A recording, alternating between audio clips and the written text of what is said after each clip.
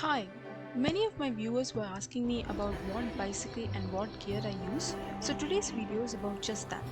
I use a btwin rockrider 340, a hybrid from Decathlon, and it's about 6 years old. It has a decent Shimano 27 gear setting and front suspension, quite useful in rough roads.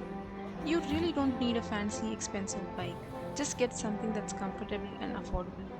I have basic accessories like rear reflectors, a bell, mudguards, and a bottle holder. Recently, I also added a mirror. Talking about the other gear, I have an Mtb helmet from btwin brand of Decathlon. It has these adjustable rotors which can be tightened to fit the head. This little bag is also a recent acquisition. It can hold my phone and is useful for navigation. The two pouches can hold quite a bit of stuff from my wallet to some snacks.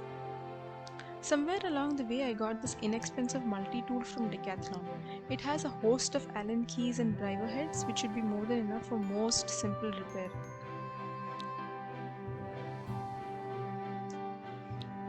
This handheld air pump does the job really well. This is my brother's action camera from the brand SJ Cam, which I use for recording important events of my ride.